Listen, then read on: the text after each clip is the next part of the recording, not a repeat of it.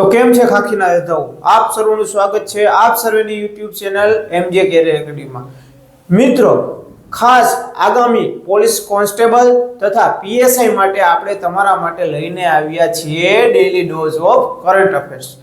મિત્રો, આજે આપણે કરંટ અફેરમાં જોઈએ તો પ્રથમ છે કે કેન્દ્રીય યુવા બાબતો અને રમતગમતના મંત્રી તો કે કોણ, તો કે ડોક્ટર મનસુખભાઈ માંડવિયા દ્વારા 14 ડિસેમ્બર 2025 ના રોજ ક્યાં, તો કે પોરબંદરના સ્પોર્ટ્સ સંકુલ ખાતે સંસદ ખેલ મહોત્સવનો પ્રારંભ કરવામાં આવ્યો હતો। આ જે સંસદ ખેલ મહોત્સવ છે તે 25 ડિસેમ્બર સુધી ચાલશે। આ જે સાંસદ ખેલ મહોત્સવ છે તેનું વિઝન શું છે કે વિઝન એવું છે કે આગામી 5 વર્ષમાં પોરબંદરના 100 યુવાનોને રાષ્ટ્રીય સ્તરે આપણે તૈયાર કરવા છે। મિત્રો, નેક્સ્ટ આપણે જોઈએ કે 19 ડિસેમ્બરને ગોવા મુક્તિ તરીકે મનાવવામાં આવે છે। મિત્રો, તમને ખ્યાલ ન હોય તો કહી દઉં, ઈસવીસન 1961 માં ગોવાને આઝાદી મળી હતી।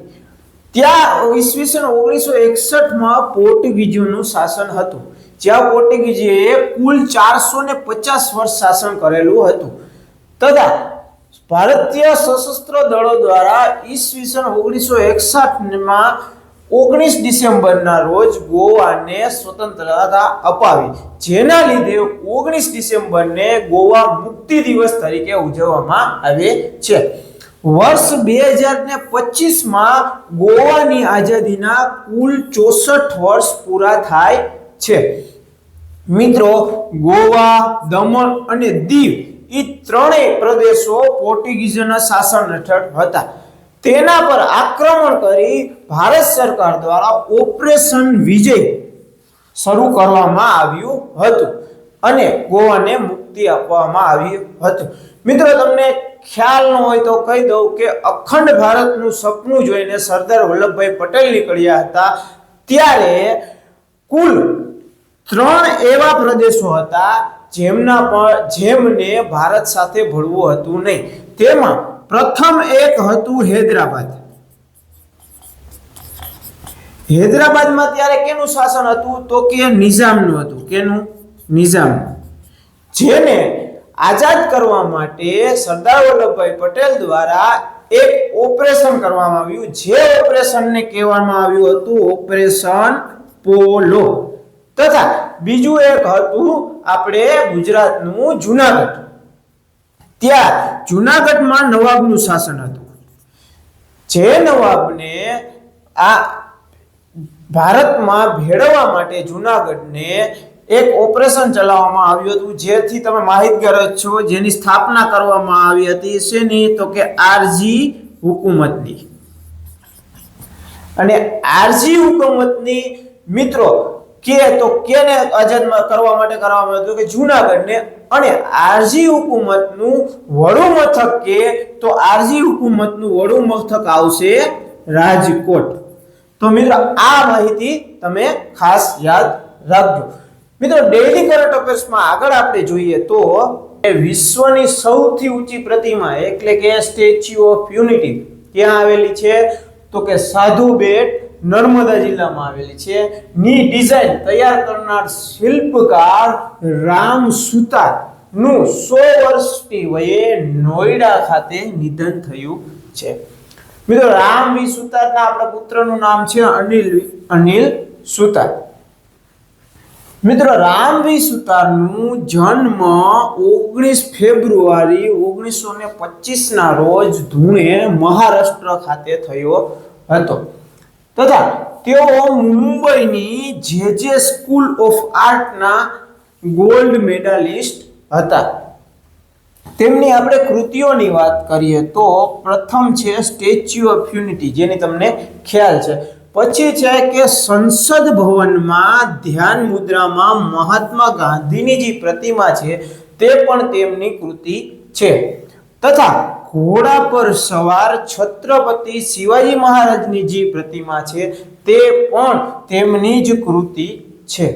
મિત્રો નેક્સ્ટ જોઈએ કે તેમને કયા કયા પુરસ્કારો એનાયત કરવામાં આવ્યા છે.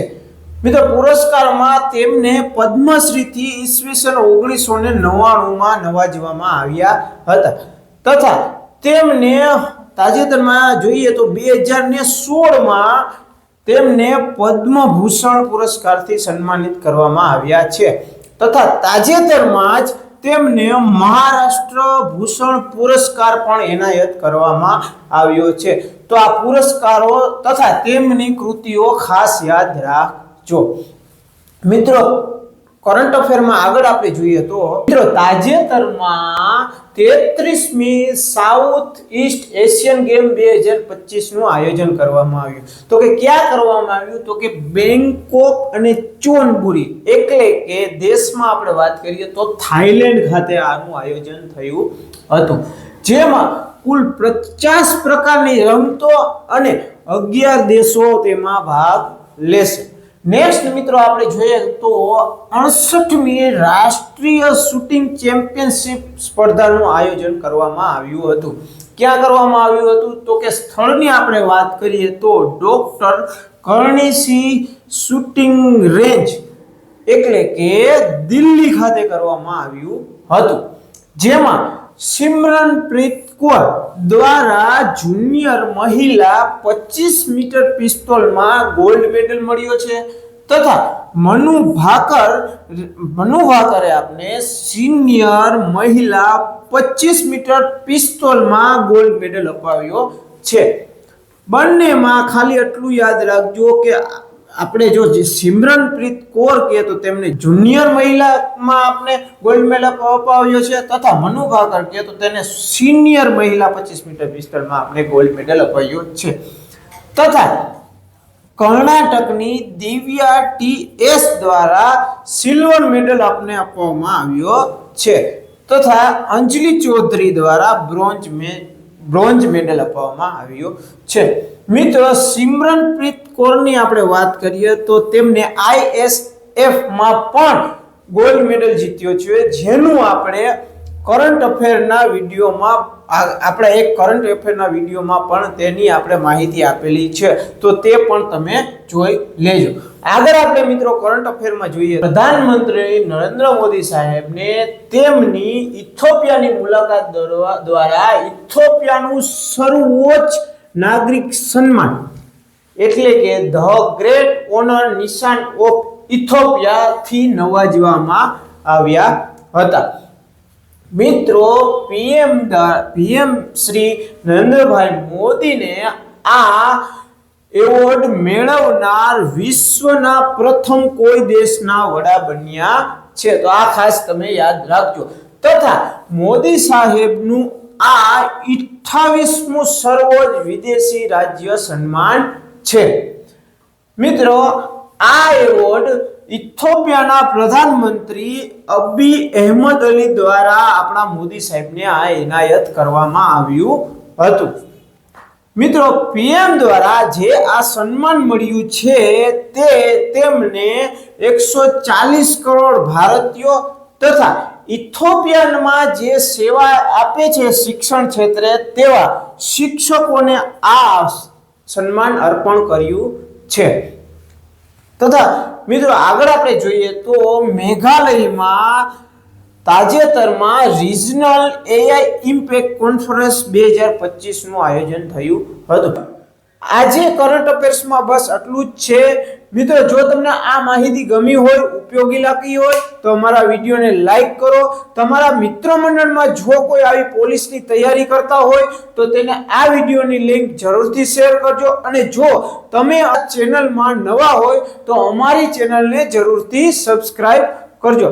મિત્રો આગળ આપણે મળીએ નેક્સ્ટ ડેઈલી ડોઝ કરંટ અફેર્સમાં. ત્યાં સુધી જય હિન્દ, જય ભારત, જય જય ગરવી ગુજરાત.